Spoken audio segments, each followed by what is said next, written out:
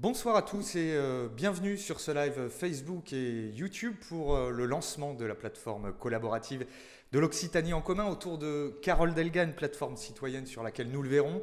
Les citoyens d'Occitanie sont invités à participer ensemble à l'élaboration d'un projet pour l'avenir de l'Occitanie. Alors, pendant cette émission, nous allons parler de cette plateforme, bien sûr, mais nous allons également échanger, voir ce qu'est aujourd'hui la réalité du dialogue citoyen, quel est le sens de la participation citoyenne, pourquoi l'on s'engage, pourquoi l'on ne s'engage pas, autant de questions auxquelles nous allons tenter de répondre aujourd'hui. Alors, autour de cette table, nous aurons notamment 6 personnes issues de la société civile, chefs d'entreprise, agriculteurs, cheminots.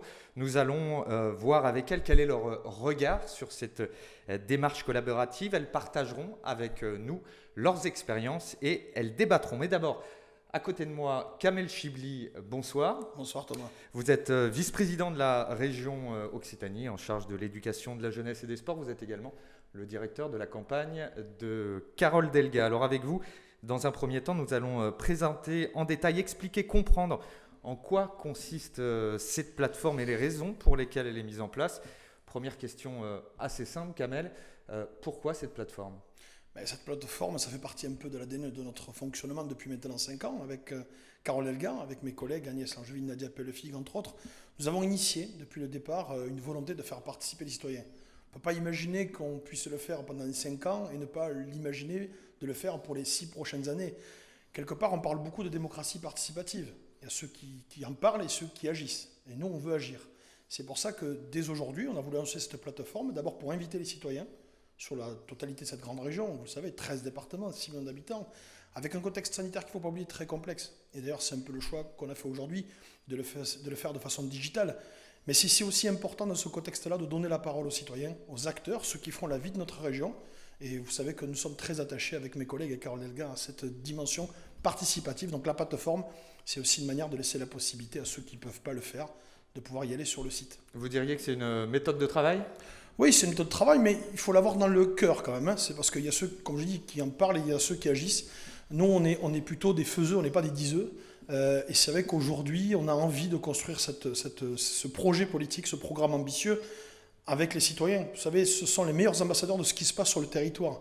Et donner la parole et donner la possibilité de faire remonter un certain nombre d'idées. Vous savez, les élus, on est élus démocratiquement, mais on n'a pas la science infuse et parfois il faut savoir utiliser ce qu'on appelle les corps intermédiaires qui sont remis en question depuis quasiment quelques années aujourd'hui, mais aussi donner la parole aux citoyens qui parfois ont des idées intéressantes à porter. Donc c'est une démarche forte que nous portons. Alors c'est pas la première fois que vous proposez aux citoyens de s'impliquer dans les décisions, ça avait même commencé très tôt, puisque vous aviez soumis le nom de la région au vote des habitants, mais cette fois vous leur donnez carrément la plume du projet. Oui, on leur donne la plume. Vous savez, c'est l'Occitanie en commun, dans le site que tout le monde connaît. En tout cas, ceux qui ne le connaissent pas, qui nous écoutent et qui nous regardent pourront y aller. Dès ce soir, d'ailleurs, même dès aujourd'hui, le faire. Effectivement, on aura la possibilité de soumettre une idée, une proposition, même pouvoir participer, parce qu'on a aussi des gens qui ont des idées, mais il y a aussi ceux qui veulent contribuer sur le terrain, porter la parole d'un projet politique que l'on veut ambitieux.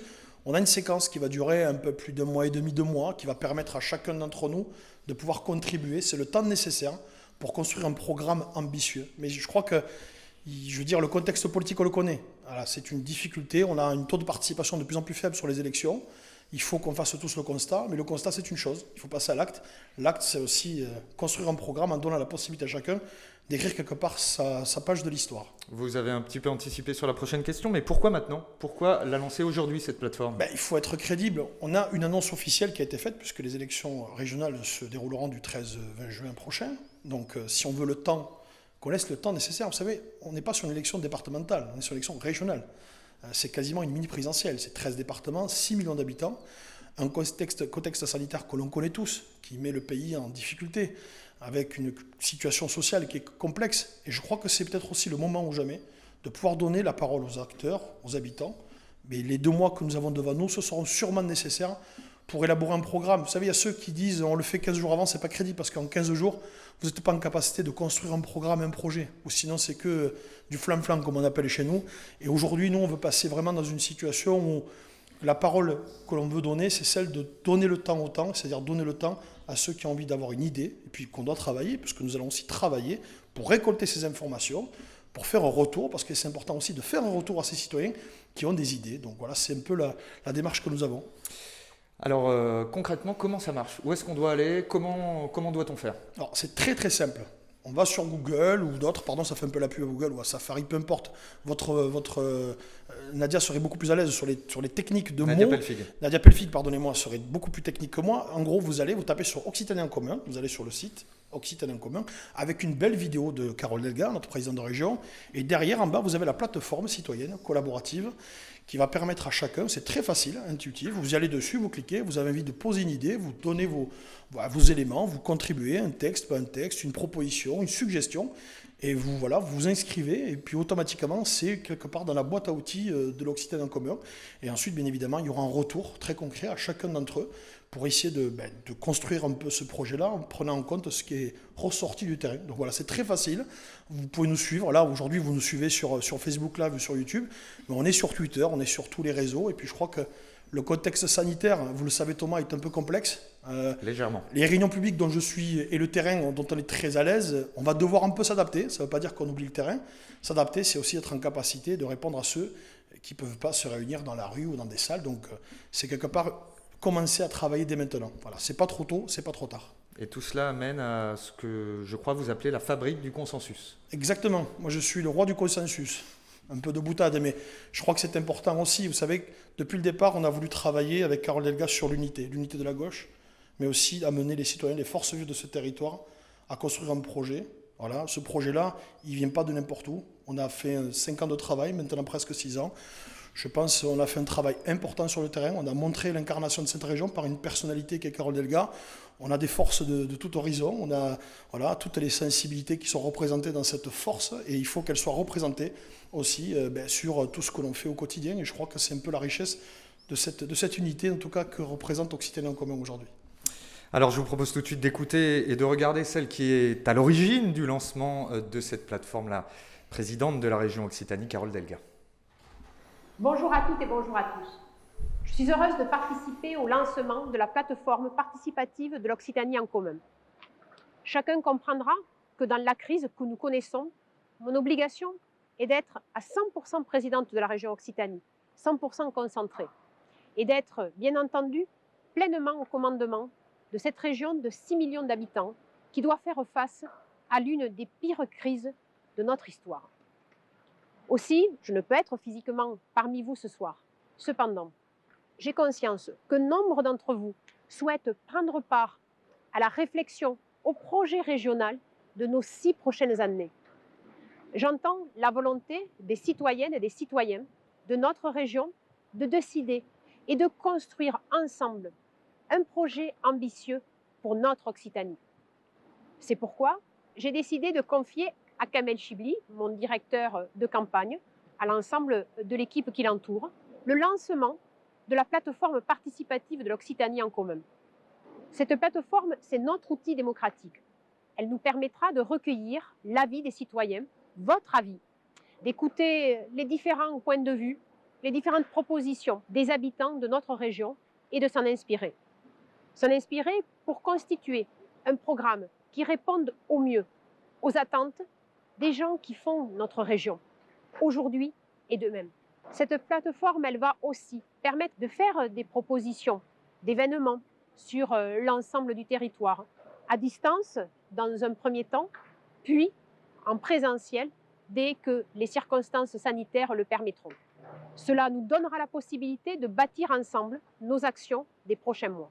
Cette méthode participative se situe dans la droite ligne de la méthode que j'ai initiée dans notre région dès mon élection, avec le choix du nom de notre région par exemple, le pacte alimentation, ou plus récemment avec la Convention citoyenne pour l'Occitanie et le pacte vert, notre Green New Deal qui s'en est suivi. Vous l'aurez compris, la démocratie participative n'est pas pour moi un gadget électoral, mais bien une manière de travailler et de co-construire avec les habitants. La démocratie participative, elle est complémentaire et elle régénère la démocratie représentative.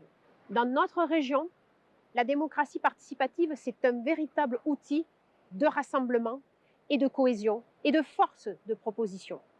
Cette plateforme, elle va nous permettre de travailler à l'élaboration de nouveaux projets pour la région Occitanie conciliant écologie et économie et reconnaissant à chacun sa place au sein de notre République. Nous avons choisi un outil digital pour ne pas être contraints par la crise sanitaire. Cela devrait faciliter nos échanges et permettre une réelle construction citoyenne du prochain projet régional. Cette plateforme, c'est une réponse à ce désir de co-construction auquel je suis très attachée. Cette plateforme, elle est fidèle à la méthode DELGA, rassembler, écouter et agir. Elle va donc nous permettre de développer un projet collectif, juste, solidaire, avec une forte dimension écologique. Mais une écologie des solutions, une écologie du faire, du réel, c'est-à-dire celle qui permet un développement durable de notre région, respectueux de notre terre et de ses habitants. Une région qui ne renonce jamais, jamais à la lutte contre le déterminisme social et contre toutes les discriminations. C'est ce projet que je vous propose. Un projet ambitieux, profondément citoyen, démocratique, dans la continuité de notre travail depuis 5 ans. Je vous souhaite donc une très belle participation citoyenne sur www.l'occitanieencommun.fr. Participez, donnez votre avis, engagez-vous, votez, soyez pleinement citoyens de notre région Occitanie-Pyrénées-Méditerranée, avec passion, avec détermination, avec courage. Je vous remercie toutes et tous et je vous dis à très bientôt. Carole Delga, la présidente de la région Occitanie, qui vient donc de nous présenter la démarche et les raisons qui ont présidé au lancement de cette grande plateforme collaborative. Pour en parler, nous ont rejoint sur le plateau Nadia Pelfig, bonsoir. Bonsoir. Vice-présidente de la région en charge du développement économique, de la recherche, de l'innovation et de l'enseignement supérieur. Rien que ça, vous êtes aussi très impliquée dans cette démarche participative. À côté de vous, Géraldine Boutan, bonsoir, vous avez 41 ans, vous êtes chef d'entreprise à Toulouse et vous avez, je crois, vous-même lancé une plateforme, nous en parlerons. Et enfin, Jérôme Monami, 49 ans, cheminot et syndicaliste. Bonsoir. Bonsoir. Nadia Pelfig, première question très simple. Pourquoi ça a du sens de faire participer les citoyens ? Parce que d'abord, ce sont les citoyens et les citoyennes qui font notre région. Et puis parce que je crois que tout le monde sait aujourd'hui qu'on ne fait plus des politiques publiques pour les citoyens sans faire avec les citoyens et les citoyennes. Ils sont experts et expertes du quotidien. Ce sont elles, ce sont eux qui savent le mieux comment ils souhaitent se déplacer demain. Et parfois, ils ont même les solutions. Nous sommes la région des solutions avec Carole Delga, mais nous savons que nous ne les détenons pas tout seuls et qu'il faut faire la place à l'intelligence collective qui est celle de l'étudiante qui empruntera le TER demain, qui est celui de la dirigeante d'entreprise qui sait les aides qui sont utiles pour elle pour pouvoir se développer et sans doute créer des emplois dans notre beau territoire. Bref, il faut faire le pari de la confiance avec nos citoyens et la volonté d'avancer tous ensemble. Selon vous, ça apporte une légitimité forte à l'action politique ? Ça porte surtout une efficacité. Vous savez, au-delà de la légitimité, je crois que cette légitimité, on la tient parce qu'on est utile aux gens. Et notre volonté, c'est d'être utile, d'être efficace, d'être au service. Cette volonté d'être utile, on l'a trouvée tout au long de l'engagement de la présidente Carole Delga. Je crois qu'elle est éminemment reconnue comme à la fois bosseuse et authentique. Cette authenticité, quand vous interrogez les citoyens et les citoyennes, elle ne ment pas. Question très directe, d'aucuns pourraient vous taxer de démagogie à travers le lancement de cette plateforme. Vous répondez quoi ? Je réponds que non, pas du tout, parce que tout simplement, les citoyennes et les citoyens, ils ne sont pas là pour nous cirer les pompes.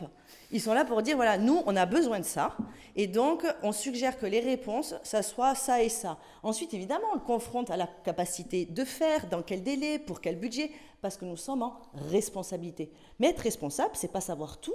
Au contraire, c'est avoir l'humilité de dire « Venez, c'est tous ensemble qu'on fait cette aventure collective ». Et pour les 6 ans qui viennent, face à la difficulté de la société à laquelle on est confronté, face au fait qu'il y ait des déchirures dans le tissu social, des gens qui sont tout seuls, je crois que le pari de dire « On se fait confiance pour construire un avenir en commun », c'est ça l'Occitanie en commun.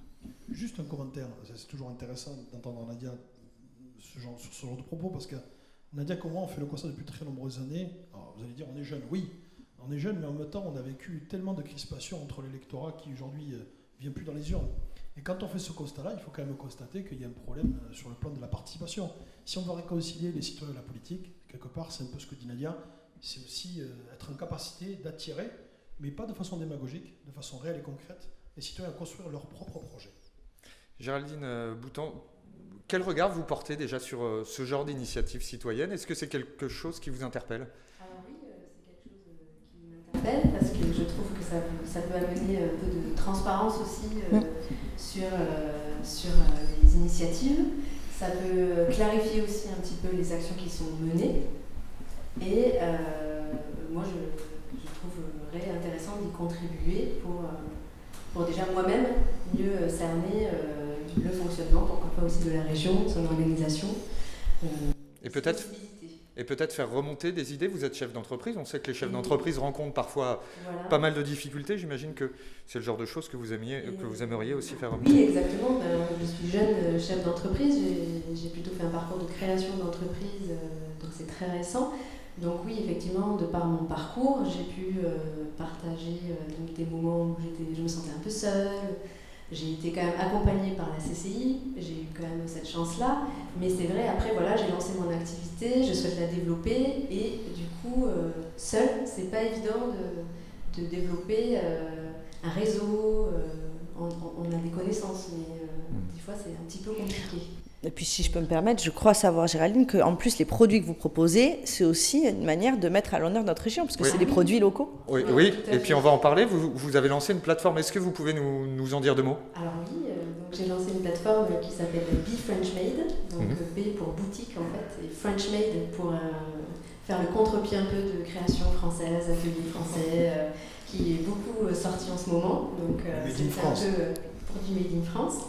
Mais par contre, voilà, l'idée de la plateforme, c'est de proposer des bijoux, des vêtements, des sacs de créateurs de la région, donc principalement aujourd'hui toulousains. Donc je les salue s'ils nous écoutent. Vous avez encore 12 départements à conquérir. Et donc il y a le Gers aussi qui est en train plus 11. J'ai des racines dans le Gers et donc voilà, donc j'en ai quelques-uns déjà aussi qui sont prêts à venir sur la plateforme. Mais voilà, ça me tenait à cœur aussi de développer une activité. Géraldine, du coup, on peut dire à toutes celles et ceux qui nous regardent, les artisans, les créateurs de tous les départements de notre région, qu'ils peuvent vous contacter. Tout à fait, sur befrenchmade.com, il y a un contact exprès pour candidater. C'est une sélection, c'est sélectionné, donc, parce qu'il faut être du coup artisan d'art professionnel, et avoir un réseau de fournisseurs ou de matières premières qui sont quand même en France aussi, pour vraiment mettre en avant la création de nos régions. Voilà. Et booster l'emploi ici. Ici, voilà. Donc, c'est beaucoup. Jérôme, mon avis, même question qu'à Géraldine Boutan. Déjà, votre regard sur cette démarche? Cette démarche est très intéressante, comme vous l'avez dit et précisé avant. On est toujours en train de constater qu'il y a de moins en moins de personnes qui vont voter, et à un moment, ce type d'outil, parce que c'est un outil, peut permettre aux citoyens de se réapproprier leurs biens communs, comme alors moi, en tant que cheminot, le service public ferroviaire, bien sûr, et que chacun et chacune remettent la main sur ce bien qui permet, en plus dans la période, d'aider et de passer la vague. Les services publics sont là pour ça. Et qu'à un moment, chacun reparticipe à définir ce que c'est qu'un service public, à quoi il sert et comment on l'utilise.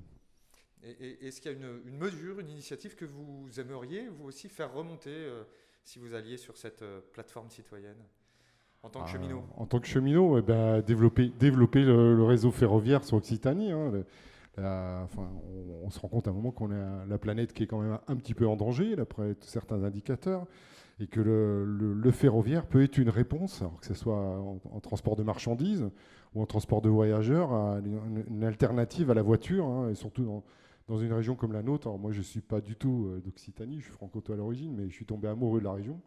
C'est pour ça que j'y suis depuis un certain nombre d'années, mais permettre de désenclaver certaines vallées et que les personnes puissent prendre le train pour pouvoir se déplacer plus facilement qu'avec leur voiture. Peut-être, Thomas, une question supplémentaire, puisqu'on a face à nous un cheminot. Quel regard portez-vous sur ce combat depuis longtemps, d'ailleurs, de la présidente de région, sur la question de l'LGV? Parce que vous parlez de la ligne grande vitesse, vous parlez du TER, mais de façon globale, la ligne grande vitesse, mais aussi sur la question de l'initiative qui est récente, d'ailleurs, qui a même pas 48 heures, sur notamment l'histoire j'allais dire la gratuité, en tout cas cette initiative forte portée par la région sur l'accès aux jeunes pour favoriser le plus de mobilité tous, si j'ose dire, en utilisant le TER.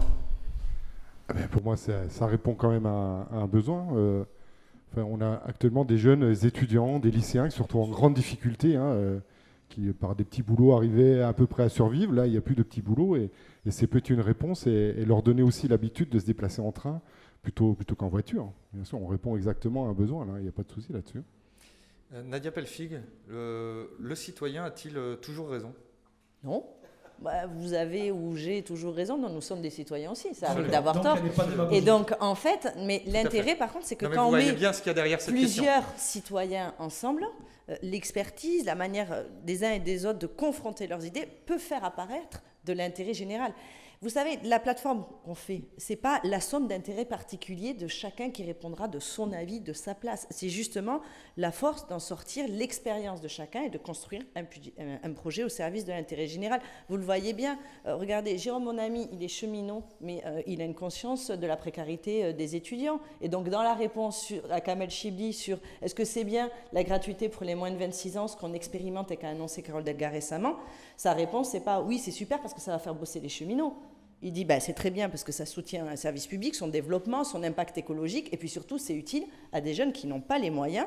Faire de l'économie et mettre en avant l'écologie, c'est ça, une politique qui conjugue des intérêts particuliers au service d'un projet global. Géraldine Mouton, ce dialogue permet aussi d'attirer l'attention, selon vous, sur des idées ou des réalités qui seraient peut-être passées sous les radars? Oui, alors tout à fait. Après, j'avais aussi pensé par rapport à la crise du Covid là, qu'on a traversée, où moi je me suis retrouvée seule un peu chez moi, à travailler mon projet, mais aussi avec du temps que j'ai pas pu mettre à contribution pour éventuellement aussi peut-être apporter un support, peut-être par rapport à mes compétences, pour organiser des choses. Et ça, j'aurais trouvé intéressant que de types d'initiatives comme ça puissent être canalisées par un outil, une plateforme ou autre, pour qu'on puisse venir essayer de collecter ces propositions, peut-être les organiser et en faire quelque chose, une force pour venir aider. Oui, c'est-à-dire vous avez le sentiment d'être abandonné pendant la crise. Non, j'aurais voulu moi, être plus utile encore. D'accord. Je portais mon projet, j'avais du temps pour le porter. Par contre, j'aurais pu avoir du temps aussi à donner pour les autres. Pour autre chose. Ouais. Et voilà, pour venir organiser des choses, pour venir apporter des compétences que j'aurais pu mettre à contribution. Et ça, du coup, c'est un peu ce que j'ai trouvé dommage, c'est que, après, voilà, j'ai fait l'école à la maison, comme beaucoup de mamans, mais j'aurais souhaité peut-être avoir, je sais pas, une plateforme qui aurait pu dire, si vous avez du temps ou quoi, venez aider, inscrivez-vous. Et peut-être que... Après, par contre, ça demande derrière aussi qu'il y ait des gens qui répondent et de savoir l'organiser. Voilà. Donc ça aurait été, par exemple, quelque chose où moi j'aurais contribué avec plaisir. Jérôme, mon ami, vous avez déjà participé à une consultation citoyenne pour le nom de la région, par exemple? Non. C'est la mobilité, peut-être. Sur les mobilités, non. J'ai pris énormément syndicalement et j'ai pas tout le temps, forcément le temps de participer. Mais oui, c'est la première fois. Mais c'est la première fois, mais c'est avec plaisir, parce qu'il me semble important de redonner la parole aux citoyens. Elle est confisquée quand même depuis un certain temps.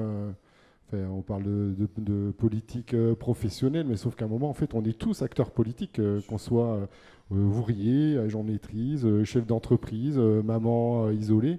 Et à un moment, il faut se réapproprier les décisions. Les décisions, elles doivent partir des citoyens. Et moi, je trouve que c'est vraiment une bonne idée de donner la parole. Après... Comme tu le disais, c'est parce qu'on est citoyen qu'on a toujours raison. Il y a un moment un équilibre à trouver entre intérêt privé, particulier et intérêt général. Et ça, ma foi, à un moment, c'est le politique qui devra le faire avec les citoyens. Un petit mot sur la participation, Nadia Pelfig. Est-ce que le nombre, ça compte? Oui, bien sûr que le nombre, ça compte d'abord parce que plus il y a d'expressions, mieux on sait finalement les besoins, puisque c'est la somme de ces besoins qui justifie notre action, parce que la démocratie ne doit pas être confinée. Et plus on participe, plus il y a une force démocratique. Et donc, moi, je suis très heureuse, et je l'ai dit à Kamel, que le lancement de cette plateforme puisse se faire, parce que oui, la démocratie, ça demande du temps. Parce que oui, on a perdu l'habitude d'être acteur de son avenir quand on n'est pas élu ou dirigeant ou représentant de telle ou telle structure ou syndicaliste. Et là, cette plateforme, elle s'adresse à tout le monde. Et puis, je sais bien que derrière votre écran, vous vous dites, mais moi, qu'est-ce que je vais pouvoir dire d'intéressant? Mais si, en fait, vous avez tous quelque chose d'intéressant à dire, et puis nous, on sera très très contents de Chacun pouvoir à son échelle. Bien sûr, qu'on soit dans la petite vallée dont parlait Jérôme, qu'on soit toulousaine et très urbaine, qu'on soit vieux, jeune, chacun des acteurs de cette région, enfin plutôt chacun des habitants, est un acteur auquel on tient. On va parler du bilan maintenant. Le dialogue citoyen, c'est une démarche déjà éprouvée en Occitanie. Est-ce que vous pouvez nous résumer un petit peu rapidement les principales initiatives et ce sur quoi elles ont débouché ? Il y en a eu une que vous avez évoquée très clairement, qui était le choix du nom. Le choix du nom, c'est pas qu'un nom, c'est une identité collective dont on se dote. Et il y avait un pari, cette région, avant Carole Delga, elle n'existait pas. Elle est la première présidente, femme, moi j'y tiens, je suis très attachée, je suis très fière de cela, mais aussi de la région qui s'est constituée. Donc ça a été un moment très très important, un peu fondateur. Et puis il y a eu une consultation moi, qui m'a beaucoup marquée, qui était sur l'alimentation. Parce que vous voyez, qu'on soit, quelle que soit sa catégorie sociale, son habitat, on mange tous. Pour certains, ça peut être aussi un plaisir. Pour d'autres, c'est juste une nécessité, c'est se nourrir. Et je crois qu'il y a beaucoup d'inégalités dans l'accès à l'alimentation. Et en même temps, l'alimentation, c'est aussi des métiers pour certains, des revenus pour nos agriculteurs, nos producteurs. Et j'ai trouvé qu'en choisissant ce thème-là, la présidente Carole Delga faisait en sorte de nous donner du commun à discuter. Et en fait, il y a eu un véritable engouement sur ce sujet. Ben oui, c'était déjà sûrement préfigurateur. En tout cas, ça a été un moment où, sur les marchés, c'était un moment où on pouvait aller en proximité, que ce soit sur les marchés de nos villages, que ce soit dans les marchés de Bagatelle ou sur les allées, ben, il y avait des échanges sur ça parce qu'on est tous concernés. Et du coup, ça crée un trait d'union entre les gens et des responsabilités pour nous, hein, celle, Kamel le sait bien, et c'est lui qui l'opère pour les lycées, mais de mettre en place du bio dans les lycées, du zéro déchet sur lesquels vous êtes engagés. Ça touche beaucoup de choses. Peut-être en complément, Thomas, ce que dit Nadia est important parce que quand on est arrivé dans cette responsabilité, on avait 2 anciennes régions qu'il fallait déjà fusionner. Je dis pas forcément opposées, complémentaires, mais avec des cultures différentes. Donc déjà, il fallait fusionner 2 entités. Donc ça veut dire quelque part avec une incarnation d'une présidente de région, jeune, femme, nouvellement arrivée, qui a aujourd'hui montré sa capacité d'abord à aller voir les acteurs, les habitants, avec un message qui est fort aussi des habitants. Parce que l'avantage que nous avons, et on le sait avec Agnès, avec Nadia et tous les collègues, nous sommes sur le terrain tous les jours. Il y a un besoin très fort de proximité. Ce qui est paradoxal, c'est que la région s'est multipliée par 2 et il y a une exigence de double proximité. Donc ce que dit Nadia sur l'alimentation, sur le conseil régional des jeunes, qui est aussi une manière d'associer les jeunes, la démocratie participative au sein des établissements scolaires, sur comment je peux imaginer, construire, aménager mon propre lycée. Moi j'ai une devise que j'utilise tous les ans, c'est il faut faire avec et arrêter de faire pour. Pour, c'est qu'on enferme les gens dans une case. Quand on fait avec, c'est qu'on est dans la co-construction. Et ça, c'est vrai que c'est quand même une devise qu'on a adoptée depuis le départ. On ne s'est pas contenté de fusionner, on a créé des politiques nouvelles. Et c'est pour ça que, si on les a créées, c'est parce que ce sont les acteurs de terrain qui nous ont alimentés. Je veux dire, on n'a pas la science infuse, on a effectivement un savoir-faire, une façon de travailler, mais ceux qui nous enrichissent, ce sont les habitants de notre région occitanienne. Certaines consultations ont parfois un petit peu déçu à l'échelle nationale. On parle beaucoup de la Convention pour le climat en ce moment. Je pense aussi au grand débat après les Gilets jaunes. Est-ce que ça a fait des dégâts, ça, dans l'esprit des gens ? Oui, ça fait des dégâts. Ça fait des dégâts sur la démocratie, sur la prise en compte de la parole des citoyens et des citoyennes. Ce qui fait des dégâts, ce n'est pas d'avoir fait cette convention pour le climat, ni même d'avoir fait les états généraux, c'est qu'ils n'en sortent rien. C'est-à-dire qu'il y a plein de gens qui participent à des concertations, mais les concertations, c'est juste une manière finalement de mettre en œuvre des décisions qui avaient déjà été décidées sans eux. Et finalement, ce qui fait des dégâts, c'est quand on donne la parole aux gens, puis que derrière, il ne se passe rien, qu'on ne rend pas compte. Et moi, je crois qu'à chaque étape, la méthode Delga, ça a été, on consulte, on fait, on explique d'ailleurs ce qu'on n'a pas retenu, parce que là, il y a eu une convention récemment citoyenne à la région, il y a eu des propositions, davantage que celles qui ont été retenues pour le grand pacte vert, mais ça a été expliqué de pourquoi on ne retenait pas ça, qu'est-ce qu'il y avait à l'intérieur. Il faut revenir vers les gens. Ça suffit les moments où vous les sollicitez, ils prennent du temps, ils donnent du temps bénévolement, et puis après, plus rien, ciao. Ça ne doit pas être une caution, la participation. Moi, des fois, ça me fait mal au cœur, parce qu'il y a des gens qui prennent de leur temps perso, il y en a qui font garder les enfants, ça a un coût aussi de participer à la démocratie. Alors l'avantage, dans une période comme celle-ci, c'est que la plateforme, vous pouvez la faire de chez vous, pas forcément tout seul. Vous pouvez inviter jusqu'à 5 personnes de plus que vous pour faire un apéro, pour faire de la participation. Allez sur l'occitanieencommun.fr et dites-nous, même dans les choix des usages, de ce qu'on pense qui est utile. Nous, on a essayé de réfléchir au mieux. mais je suis sûre que vous aurez de super idées. L'un et l'autre, une question, la même. Est-ce que personnellement, vous avez le désir d'être entendu, d'être écouté, plus entendu que vous ne l'êtes actuellement? Est-ce que vous ressentez ce désir-là? Oui, par rapport à mon expérience, je le souhaite, effectivement, j'en discutais un petit peu avant l'émission aussi. Et oui, c'est un souhait, et en plus, comme ça aide un petit peu à être écouté, entendu, compris, et on avance aussi un petit peu sur son projet. Donc, vous avez l'impression parfois de ne pas l'être assez? Oui, c'est surtout ne pas savoir trop trouver l'écoute. C'est plus ça, c'est comment la trouver, l'écoute, c'est y accéder. Après, voilà. Après, je pense qu'elle peut y être, mais il faut y arriver, quoi. Ouais. C'est pas toujours évident, je pense. Jérôme, mon ami? J'espère bien qu'on va être entendu. Autrement, moi, je ne me serais pas déplacé ce soir. Là, on a la pression. Mais mais de toute façon, comment dire, même il y a ce moyen par cette plateforme, mais il y a aussi d'autres moyens de se faire entendre. Et à un moment, de toute façon, politiquement, il n'y a plus le choix que d'écouter les citoyens. On a une période dans l'histoire de notre pays, entre la crise sanitaire, la crise sociale qui arrive derrière, la crise politique, des personnes qui ont envie de pouvoir, là, qui ne sont pas de mon bord, on va dire. Et à un moment, on n'a plus le choix. Pas du bord de la République, tu veux dire. Voilà, pour moi, voilà. On ne va pas élargir. Et de toute façon, là, on n'a plus le choix. À un moment, les citoyens, on doit les écouter, ils doivent reprendre la main sur le destin commun. Et d'ailleurs, ça va bien avec l'Occitanie en commun. Je ne l'ai pas fait exprès, celle-là. Vous m'offrez une transition parfaite pour ma prochaine question, Nadia Pellefig. En quoi ce dialogue citoyen direct peut-il être une réponse à la crise que nous traversons actuellement, qu'elle soit sanitaire, économique ou sociale? D'abord, vous dire que la crise que nous traversons, elle est quand même extrêmement violente en Occitanie. C'est-à-dire que là où certains parlent de relance, et on s'y applique, c'est encore l'urgence pour un grand nombre d'entre elles. La précarité de nos étudiants, la précarité de chefs d'entreprise, des sentiments d'isolement, de solitude, des risques psychologiques qui sont de plus en plus importants. Du coup, moi, je pense que le dialogue est de toute façon une arme pour pouvoir augmenter notre qualité de vie, en tout cas ne pas trop l'abaisser. Et dans la période, la parole, l'écoute, c'est majeur. Et comme on doit agir pour 6 ans, Kamel Chibli a très bien dit tout à l'heure, on veut agir utilement, efficacement, et ce dialogue citoyen, c'est aussi un moment qui nous permet, alors qu'on est quand même face à une réalité du quotidien qui est assez violente, d'essayer de se projeter sur des phases plus optimistes qu'on construira ensemble. Avec cette crise, vous pensez qu'on a encore plus besoin d'être entendu qu'avant ? Oui, bien sûr. Ce qui arrive jusqu'à maintenant, en fait, là, on se retrouve au pied d'un mur. Hein. Il n'y a plus de 36 solutions. Et de toute façon, moi, dans ma façon de travailler syndicalement au quotidien depuis tant d'années, chez les cheminots, le collectif est une force. L'intelligence collective, faire jouer l'intelligence collective, permettre à celle-ci de se développer. Alors là, on a un outil qui nous le permet de le faire.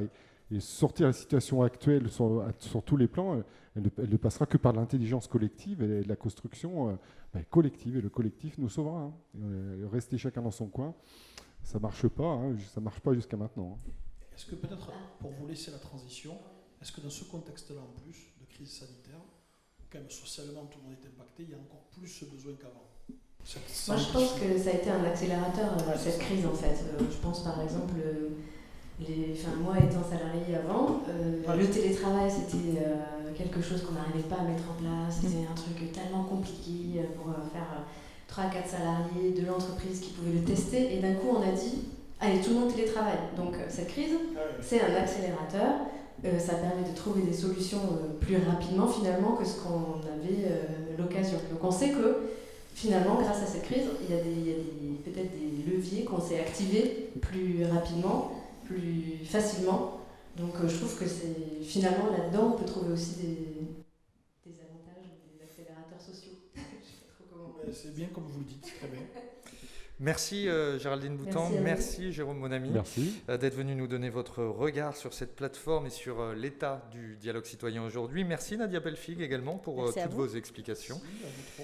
Et je vous propose d'écouter maintenant un autre vice-président de région et maire PRG de Gruissant dans l'Aude, Didier Codorniou. Il a tenu à apporter son soutien. Je rappelle une grande figure du rugby, et le Petit Prince. Il faut s'en rappeler. Tout à fait. Il a tenu à apporter son soutien à cette démarche de l'Occitanie en commun. Bonjour, je m'appelle Didier Codornou, je suis vice-président des radicaux de gauche, très attaché à la liberté, la démocratie, l'Europe et la fraternité. Les radicaux de gauche sont inflexibles sur l'idéal républicain et le respect implacable de la laïcité. Nous sommes aux côtés de Carole Delga pour défendre ses valeurs et notre engagement pour les prochaines élections régionales sera total et sans faille. C'était Didier Codornou, membre du PRG, maire de Gruissan, ancien rugbyman, vous l'avez signalé, vice-président de la région Occitanie, en charge notamment de l'économie maritime et des aéroports. Nous accueillons maintenant 3 nouveaux invités. Vincent Mistou, bonsoir. Agriculteur sur la commune de Saverdun, en Ariège, vous avez 37 ans. Vous êtes également un grand sportif, je crois. Un sportif à mes heures, mais bon, aujourd'hui... Par les temps qui courent, c'est compliqué déjà de faire la compétition, donc c'est plus du sport loisir, se retrouver entre amis. Voilà. À côté de vous, Lucas Duval, bonsoir. Vous avez 20 ans et vous êtes étudiant en droit à Toulouse, c'est bien ça? Absolument. Et puis, bienvenue à vous deux. Et puis Agnès Langevin, vice-présidente de la région Occitanie, en charge de la transition écologique et énergétique. Première question pour vous, Agnès Langevin. La transition écologique et le dialogue citoyen, est-ce que c'est une évidence? Bonsoir à toutes et tous. Bien sûr que c'est une évidence. Les citoyens nous l'ont rappelé, ils ont donné de la voix. Je me souviens de la démission de Nicolas Hulot, de la mobilisation extrêmement importante de la jeunesse, de manifestations, de la mobilisation aussi des Gilets jaunes qui se sentaient laissés pour compte de cette transition. Cette jeunesse, elle s'est mobilisée, elle est déçue par notamment la traduction justement de la Convention citoyenne pour le climat au niveau national, où le projet de loi climat et résilience est en deçà des propositions citoyennes. Elle est aussi extrêmement angoissée, une angoisse qui est bien sûr décuplée par la situation de précarité que nous traversons, mais aussi la projection. Quel est notre avenir? Dans quelles conditions allons-nous vivre? Mais aussi vraiment un enthousiasme de l'engagement, parce qu'il y a une forme d'entrepreneuriat, d'action collective, qu'elle soit bénévole ou professionnelle, pour trouver des solutions dans les énergies renouvelables, dans l'éco-construction, dans l'agriculture bio, dans l'économie circulaire, la lutte contre le gaspillage, bref, des solutions avec des nouveaux modes aussi de pratiques. Je pense par exemple aux mobilités, que ce soit le covoiturage, le vélo, le train, avec la dernière mesure de la gratuité progressive. Plus on se déplace, moins on paye et c'est gratuit. On a même une petite cagnotte très appréciée, où là, franchement, on lève tous les freins pour que cette jeunesse puisse être extrêmement mobile. Ils sont beaucoup moins attachés que Kamel a pu l'être ou moi-même à la propriété. En fait, ce qui intéresse la jeunesse, c'est l'usage. Et ça va dans le sens, bien sûr, du climat. Je suis encore jeune, quand même. Dis pas à ceux qui nous écoutent que je suis passé à un certain âge. C'était pour pas dire que j'étais la seule personne âgée sur ce plateau. Vincent Mistou, on en parlait brièvement avant de commencer l'émission. Vous me disiez que c'était parfois un petit peu dur de se faire entendre. En tant qu'agriculteur, tout à fait. Ils savent manifester, les agriculteurs. Oui. Ils savent brûler des pneus, oui, ce qui n'est pas terrible pour le climat, d'ailleurs. Se faire entendre différemment. Il y a aussi, comme dit Kamel, il y a quelques temps, on disait qu'il fallait remuer en dessous pour que ça monte, donc les odeurs. Mais se faire entendre, oui, et parfois ça bouge, et parfois ça stagne, et parfois ça perdure. Voilà. Aujourd'hui, je crois qu'on assiste encore dans mon domaine, dans le domaine agricole, à des productions quand même qui sont aujourd'hui, me semble, obsolètes. Voilà. Comme pas si on prend en cause ou en considération le bien-être animal. Voilà. Oui, vous avez, je crois, une démarche intéressante. À l'heure où beaucoup veulent agrandir leur exploitation, vous avez plutôt l'ambition de la réduire un petit peu? De la réduire, peut-être pas forcément, mais de mettre l'accent aujourd'hui sur la valeur ajoutée, voilà, et mettre beaucoup plus d'importance sur comment produire, comment consommer et comment le vendre. Voilà. Et pour être, je crois que l'autonomie à l'échelle d'une exploitation, moi je suis agriculteur depuis une quinzaine d'années maintenant, c'est une entreprise familiale. Mon père l'est, je prends la suite, le grand-père aussi l'était. Donc il y a quand même toutes ces générations qui se suivent et les méthodes et les façons de faire. Et est-ce que c'est facile de reprendre une exploitation? Parce qu'on en voit qu'il y a des jeunes, parce que quand on parle de la question de l'exploitation, il y a aussi ce sujet, c'est la jeunesse, une jeunesse qui a du mal, parce que parfois... Et l'installation des jeunes. L'installation, c'est... Bien sûr, j'imagine que c'est beaucoup de temps et d'énergie. Est-ce que ça a été facile pour toi? Facile, oui, parce que j'ai des parents et une famille aimante et on se serre les coudes, c'est dans la rudesse qu'on fait bloc. Voilà. Après, facile de s'installer, non, voilà, mais c'est quand même plus facile quand on hérite déjà d'un patrimoine et qu'on prend la suite. Alors c'est sûr, avec des objectifs peut-être différents. Donc il y a des jours où les conflits de génération, comme on dit, existent, et c'est vrai. Mais sur les installations, je crois qu'aujourd'hui le ratio c'est 9 installations sur 10, c'est des maraîchers. Voilà. Ouais, pourquoi le maraîchage? Parce qu'il y a très peu d'investissement, très peu de terre, donc voilà. Ce serait peut-être une des propositions que vous pourriez faire sur la plateforme citoyenne. Eh bien écoutez, moi j'ai pas attendu, puisque chez moi là j'ai aidé 2 maraîchers là, à s'installer sur 2-3 hectares. Voilà, et avec l'objectif en commun de vendre les produits sur la ferme et donc augmenter cette capacité à attirer les gens, à avoir cette démarche de faire venir les gens chez les producteurs.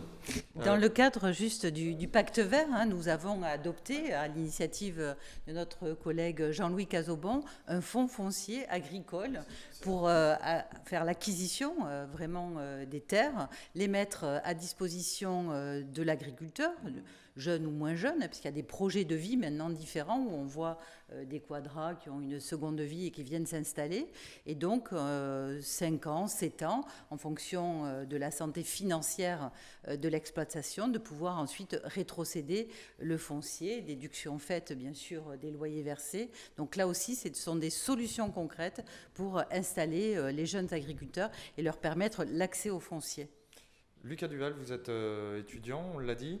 Est-ce que vous avez l'impression, que ce soit vous-même ou votre génération autour de vous, qu'il y a un besoin, et encore plus sur cette question de l'écologie, d'être de plus en plus entendu, écouté et d'une manière de plus en plus directe? Sur l'écologie, je pense effectivement que ma génération est peut-être plus à même des problèmes qu'on a, parce qu'on se dit comment est-ce qu'on va faire demain, clairement, parce que bon, c'est sûr que quand on voit le réchauffement climatique, quand on voit le manque de ressources, quand on voit tout ça, c'est sûr que pour l'écologie, peut-être que ma génération est un peu plus. Mais vous en parlez entre vous? Oui, moi je sais que c'est un sujet que j'aborde souvent. Quand vient l'été, directement, c'est sûr qu'on est là. Surtout moi qui vis à Toulouse, dans la ville où il y a 3 arbres tous les 100 mètres. C'est ça, avec la pollution, avec tout ça, c'est sûr que c'est quelque chose qu'on aborde. Parce que on le sent déjà et on sait que ça sera de pire en pire. Et on se demande qu'est-ce qu'on laissera. C'est une prise de conscience chez les jeunes. C'est pas du fantasme, c'est une réalité. Non, moi je pense qu'il y a vraiment une prise de conscience chez les jeunes. Des jeunes qui soient de tout horizon. Des parents qui sont climato-sceptiques et des jeunes qui pensent vraiment qu'il y a vraiment un enjeu climatique. Il y a des jeunes de votre génération qui se posent aussi la question, est-ce que c'est raisonnable d'avoir un enfant ou de ne pas avoir un enfant? Donc c'est vraiment terrible aussi de plus se projeter dans une maternité ou une paternité. Absolument. Parce qu'on a cette angoisse de l'avenir qu'on va finalement donner à son enfant. Je pense que dans cette période que nous vivons, on est à un moment où on n'a jamais connu ça. Et j'en discutais récemment avec une personne qui n'est même pas de ma génération, mais de la génération juste avant moi. Donc c'est vrai que lui qui a la trentaine, qui arrive sur bientôt ses 40 ans, qui me dit qu'il ne sait pas encore s'il veut lui-même avoir un enfant, parce qu'il ne sait pas du tout quelle terre il va laisser. Et moi je lui ai dit, oui, moi encore plus. parce que déjà je ne sais pas sur quelle terre est-ce que je vais vivre dans 50 ans, ou même dans 20 ans. Donc c'est sûr que c'est une question qui se pose. Et après, vous vous demandiez par rapport aux besoins d'écoute. Moi, j'en veux pour preuve par rapport à la région. Je me rappelle, j'étais en seconde et j'ai choisi le nom de ma région en ligne. J'ai voté Vous aviez moi-même. voté, donc. J'avais Voilà. voté moi-même. Quelqu'un qui a participé. D'ailleurs, j'avais voté pour l'Occitanie. Donc, vous avez gagné. C'est ça. Non, moi j'avais voté Occitanie et je me rappelle, voilà, et puis j'ai eu la chance après de faire partie du conseil régional des jeunes. Et c'est vrai que quand on est arrivé, on nous a dit ayez des idées, n'ayez pas peur, n'ayez pas froid aux yeux, proposez-nous. Et après, on fera le tri sur ce qui est possible de faire, sur ce qui est dans les compétences de la région, sur les budgets. Mais on nous a dit n'ayez pas froid aux yeux, proposez. Et je pense, et j'espère que, j'en suis convaincu d'ailleurs, que cette démarche de l'Occitanie en commun s'inscrit dans ce cadre-là, de proposer, d'avoir un maximum d'idées, et ensuite on fera le tri et on verra ce qui est faisable, ce qui est exploitable et ce qui ne l'est pas. Et je pense, et je dis à tout le monde, qu'il faut proposer, ne pas avoir peur de proposer. Un mot, Vincent Bistou. On oppose souvent l'agriculture à l'écologie. Est-ce que c'est un sujet sur lequel il est important aussi que les agriculteurs se fassent entendre, peut-être à travers le dialogue citoyen, justement? Je crois qu'aujourd'hui, tout le monde se revendique écolo. C'est dans l'air du temps et c'est bien à entendre, c'est bien pour tout le monde. Il faut des actes. Voilà. La prise de conscience est liée. Les dégâts, ils sont faits. On a les moyens, dans beaucoup de domaines, de se convertir vers des productions plus propres, plus nobles, plus durables, plus innovantes. Maintenant, il faut des personnes des personnes pour s'appuyer, pour monter des dossiers. Je crois que notamment la région, les mairies, les communes, tout ça,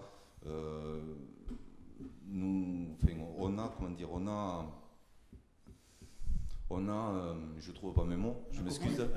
Un accompagnement, voilà, et des aides, notamment. L'agriculture aussi. Oui, aussi. Donc c'est possible, c'est lent, le changement est lent, mais c'est possible. Il faut être optimiste. Il faut faire entendre sa voix aussi. Il faut faire entendre sa voix. Et il faut surtout que nous, génération et les futurs. Est-ce que vous l'êtes tous les deux optimistes? Il faut toujours l'être. Oui, je le suis, mais il faut être acteur. Il faut arrêter de subir. Je crois que de plus en plus aujourd'hui, notamment par Internet, on voit des jeunes, beaucoup plus jeunes que moi, que nous, se mobiliser à petite échelle, et ça donne du courage. Et je crois que sur n'importe quel continent, à n'importe quelle échelle sociale, les jeunes peuvent faire. Agnès Langevin, il y a un exemple qui illustre bien ce dialogue citoyen. C'est la convention citoyenne. Vous connaissez bien le sujet. Alors pour ceux qui ne le connaîtraient pas, est-ce que vous pouvez un petit peu expliquer de quoi il s'agit ?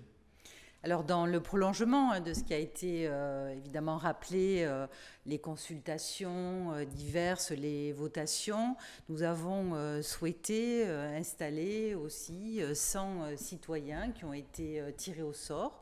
On les a mis au travail vraiment dans des conditions compliquées, le confinement, une séquence de temps très resserrée.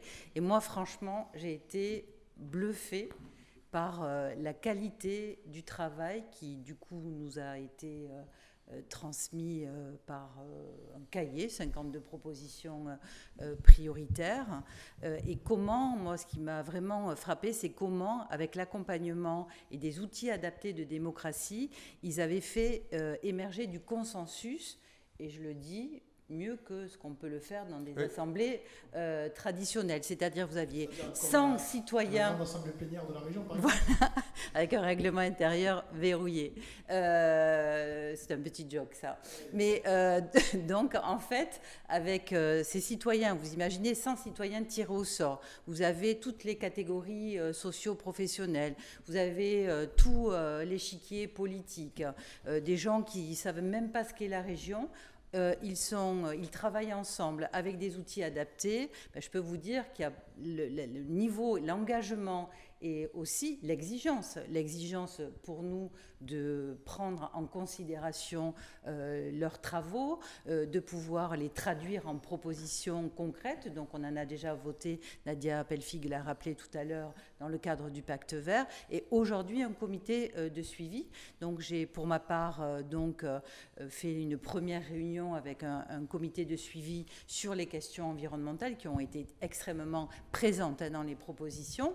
Je vous dis que c'est un exercice, tous les élus devraient le faire, parce qu'on se retrouve là vraiment en prise avec des propositions, des solutions très concrètes, avec bien sûr des difficultés. C'est pas pareil si on est agriculteur en milieu rural, si on a 20 ans dans un quartier toulousain, et donc toute cette diversité nous nourrit. C'est-à-dire que, évidemment...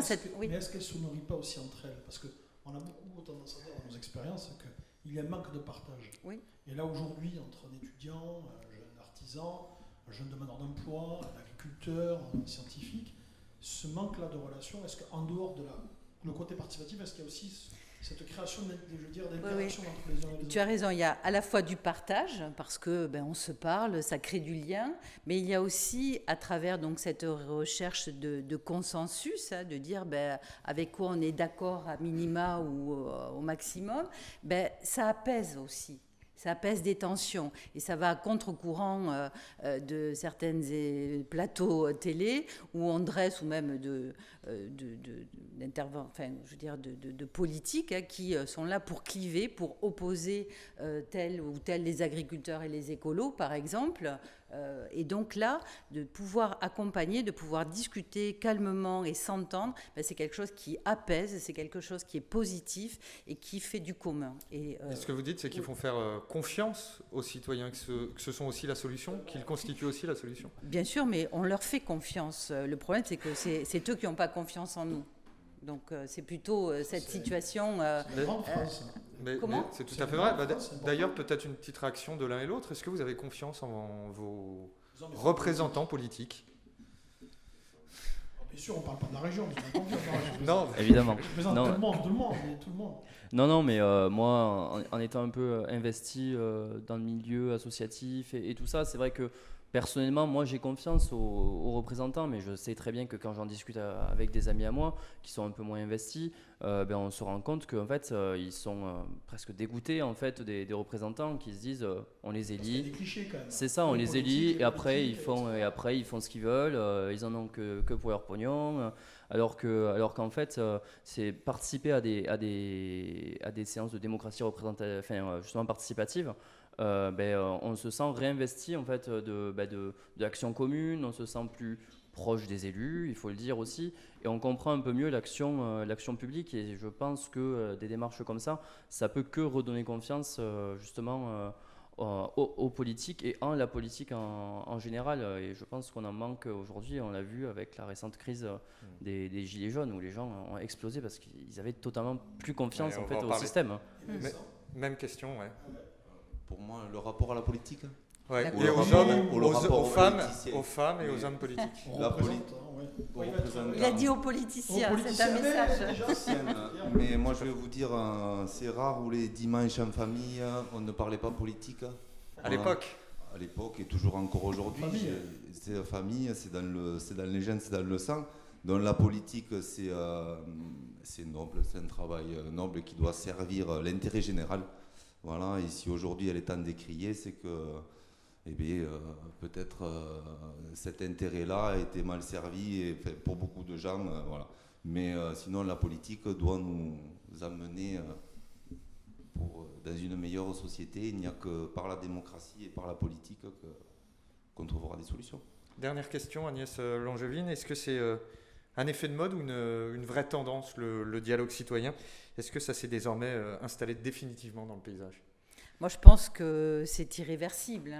Je pense qu'on ne peut plus proposer, accompagner et finalement trouver des solutions si on ne travaille pas pour et surtout avec les citoyens.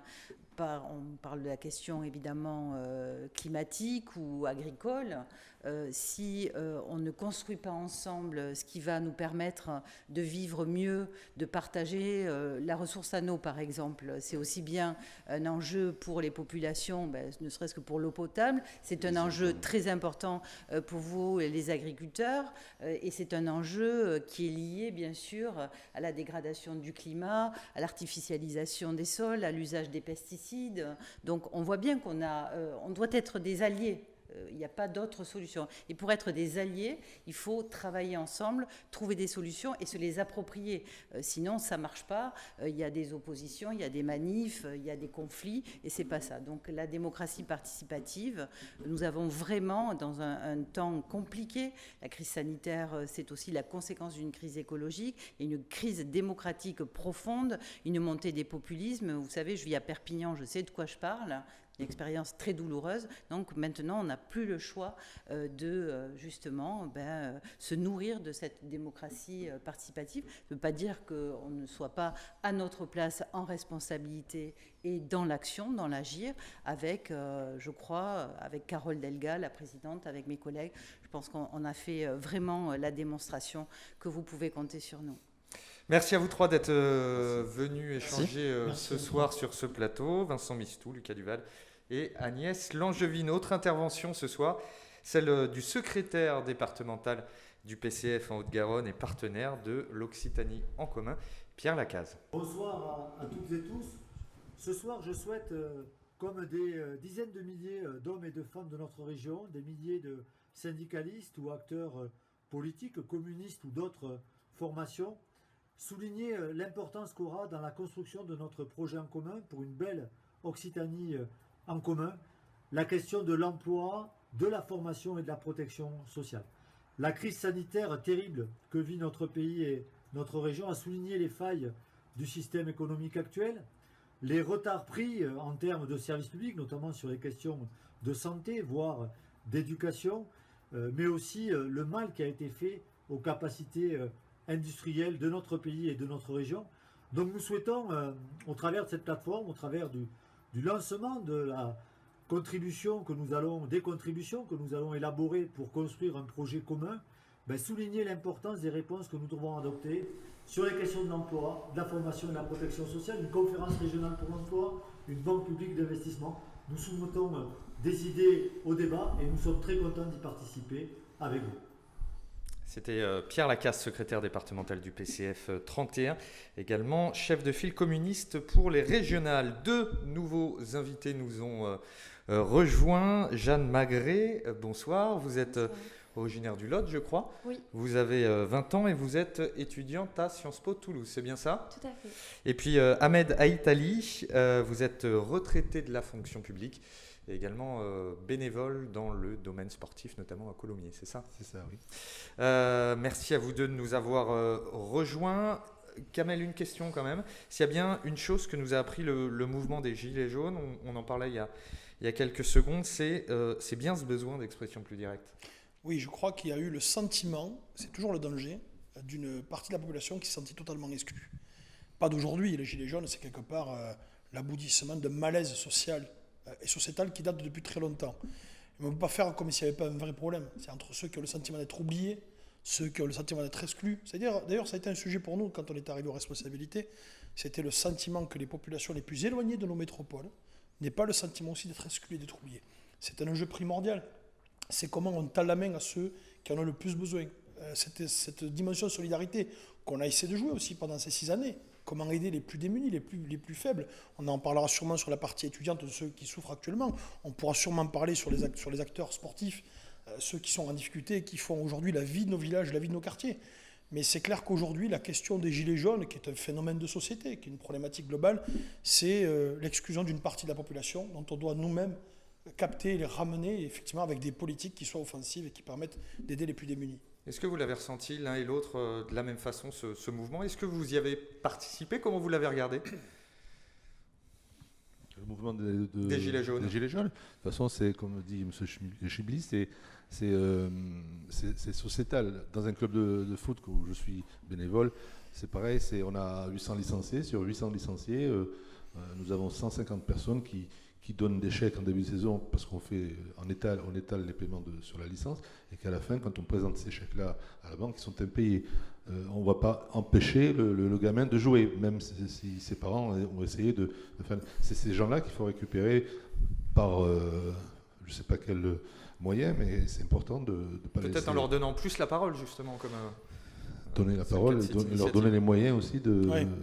Oui, ce que dit Mohamed est important, c'est que je connais l'engagement qui est le sien sur le club sportif de Colomiers, qui est un gros club sportif de foot.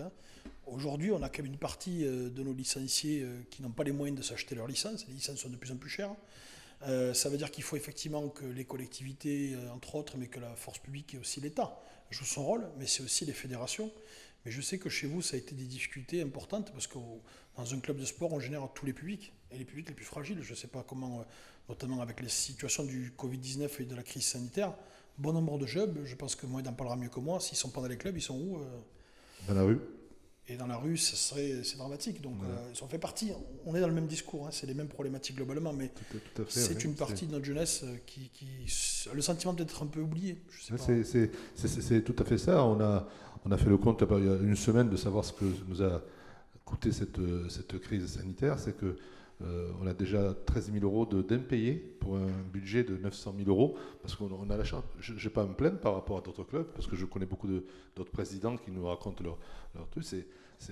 Je ne sais pas comment on va finir la saison, mais je ne sais pas comment on va reprendre la saison, parce qu'il va y avoir beaucoup de clubs à la rue, parce que il n'y aura plus de licenciés, ils n'ont plus les moyens de payer leurs licences. Alors quand on dit que les licences, la Ligue, la Fédération, ils font des prix, le prix d'une licence à la Ligue, c'est 77 euros, si vous voulez. Mais le club, il faut qu'il fasse vivre il y a les éducateurs, il y a tous les arbitres à payer. Ça. Donc en moyenne, c'est 200 euros la licence pour un gamin, avec un pactage de tout ça. Et 200 euros, c'est très cher pour certains, quoi. Jeanne Magré, est-ce qu'il y a un sentiment alors chez vous ou dans l'environnement étudiant, d'éloignement des centres de décision ? Oui, tout à fait. Enfin, il y a aussi la sensation de ne pas véritablement être écouté, qu'on ne nous prenne pas forcément en compte, alors qu'il y a des revendications qui sont exprimées assez régulièrement. Et oui, on est un peu oublié. Lesquelles, par exemple ? Tout ce qui est écologie, égalité homme-femme, c'est des éléments qui sont abordés, en tout cas régulièrement dans mon école, et sur lesquels on a l'impression qu'il n'y a pas tant d'évolution que ça, ou du moins de ne pas forcément être écouté comme on aimerait l'être. Vous seriez volontaire, vous, pour participer, mettre des idées ? Oui, après je ne sais pas si je suis la plus représentative, mais je sais qu'il y a en tout cas... On est tous représentatifs de quelque chose. Oui. C'est l'assemblement de toutes ces forces qui fait qu'on arrive à créer quelque chose. C'est vrai. Après, voilà, moi j'ai des idées, j'ai des éléments, mais je sais qu'il y a des personnes, et j'ai des amis par exemple, ou des associations en tout cas, qui ont vraiment beaucoup de choses à dire, et beaucoup de revendications, et qui ne sont pas forcément écoutées comme ils le voudraient, ou comme ils devraient l'être. Une question un peu difficile, mais quels sont les obstacles à l'engagement ? Personnellement, pour vous ? Le temps ? Le temps, oui, tout à fait. Trouver le temps, mais aussi trouver les moyens de s'engager correctement pour trouver comment s'exprimer, avec qui, comment réussir à se faire écouter aussi. Ce sont des questions qui sont assez difficiles, mais voilà, ça prend aussi beaucoup de temps. Il y a aussi le sujet qui est beaucoup évoqué, c'est la question de confiance en soi. Est-ce que les jeunes ont cette problématique ? Alors, je dis ça tranquillement, Thomas, parce qu'il n'y a pas longtemps, j'ai échangé avec des représentants du ministère de l'Éducation nationale sur la question de la jeunesse, et la question est revenue en disant que, vous savez, on parle beaucoup de l'éloquence, le concours de l'éloquence, bref, la manière dont on s'exprime, la manière dont on peut convaincre. Est-ce qu'aujourd'hui, ça fait partie des sujets qui sont très importants pour les jeunes ? Oui, évidemment. Et après, c'est aussi compliqué de réussir à s'exprimer correctement et avoir confiance en soi aussi, parce qu'en plus, tout ce qu'on dit et tout ce qu'on fait est analysé à travers les réseaux sociaux, etc. Et on n'a pas forcément tous les mêmes moyens pour s'engager et et arriver à avoir une bonne éloquence. Et une plateforme comme celle-là, c'est intéressant pour les jeunes, ou ça paraît un peu lointain ? Est-ce que ça peut vous intéresser, par exemple ? Moi, je pense que ça peut être intéressant, parce que c'est un moyen de s'exprimer différemment, et on se dit que tout va être pris en compte et toutes les idées vont être étudiées, du moins. Donc, c'est un moyen comme un autre de se faire comprendre, de se faire écouter, et peut-être qu'on a encore plus de poids parce que c'est vraiment dédié à ça. Ça me fait rappeler une chose, je ne vais pas trop monopoliser la parole, mais j'ai eu une suggestion d'un jeune étudiant, il y a 2 jours, sur la plateforme, qu'on a présentée, que les uns et les autres, d'ailleurs on vous invite massivement à y aller. Il me disait, est-ce qu'on ne peut pas faire des contributions avec des petites vidéos, tu sais, ce qu'on appelle les petits teasings, c'est ça, teasing de quelques secondes pour donner une idée, formuler, je pense, quelque chose qu'on peut imaginer. Mais c'est un jeune que j'ai croisé dans la rue, que je connaissais un peu, et il m'a raconté ça. Donc ça fait partie d'un amendement supplémentaire qu'on pourra mettre sur la plateforme. Ahmed Aïtali, vous allez participer, vous? Est-ce que ça vous donne envie de vous investir? Vous êtes investi dans une association, donc vous avez déjà une forme d'engagement. Est-ce que vous avez envie de vous engager encore au-delà, peut-être en émettant des idées? C'est pas... Non, je peux pas. Moi, personnellement, je dis que c'est pas possible parce qu'on fait beaucoup de choses dans une association. C'est pas parce que c'est... Moi, je suis dans le milieu du football, mais c'est pas parce que c'est du foot qu'on s'occupe pas d'éduquer les gamins. Il y a une part sociale. Il y a une part sociale. Ouais, par exemple, on a proposé de faire des devoirs. Il y a des éducateurs qui font faire les devoirs. Et de la scolarité. La scolarité, de faire le tour du complexe pour ramasser tous les poubelles et tout ça. C'est une question environnementale. Ouais, la démarche importante des Voilà, ça part des gamins. Toute éducation part d'en bas. Donc, on fait ça, c'est déjà important. Qu'on fasse bien notre travail au niveau de l'association où on est. Et après, ça... Mais est-ce que Mohamed, pardon Thomas, il n'y a pas eu le sentiment d'être un peu oublié, le mouvement sportif, pendant cette crise? Est-ce que vous avez eu le sentiment, comme les jeunes d'ailleurs? C'est sûr, oui. On a été oublié. C'est-à-dire qu'un jeune, s'il n'a pas d'objectif, il est complètement perdu. Sans objectif, on est perdu. Là, bon, je vais être un peu plus contre... Bon, pas contre... Il y a une crise sanitaire, c'est sûr, mais quand le jeune, il voit que dans son entourage, il peut faire du sport extérieurement. Après, je ne sais pas, je ne suis pas médecin pour savoir ce qu'il faut ou pas, mais extérieurement, on n'a pas à mon niveau, on n'a pas eu un problème, pas un cas. Alors quand un gamin voit ça et qu'il ne peut pas faire de son sport parce qu'il y a le Covid, il se demande pourquoi. Donc il se laisse aller, il fait autre chose et on lui dit, bon, c'est pas... Voilà, c'est... 2-3 dernières questions parce qu'on a déjà pris oui, pas pardon, mal de retard. Je suis très bavard, Thomas. Juste, Jeanne Magret, je m'adresse à l'étudiante de Sciences Po que vous êtes. Est-ce que la démocratie représentative et participative s'oppose, en d'autres termes? Est-ce que le bulletin de vote ne suffit plus? Le bulletin de vote, je pense qu'il est important, mais aujourd'hui, il faut aussi chercher à faire participer les individus autrement parce que il y a un désintérêt aussi. On ne voit pas forcément l'intérêt d'aller voter, les conséquences du vote, et même aujourd'hui, les jeunes, je pense que si on leur parle des élections, il y en a beaucoup qui ne vont pas voter.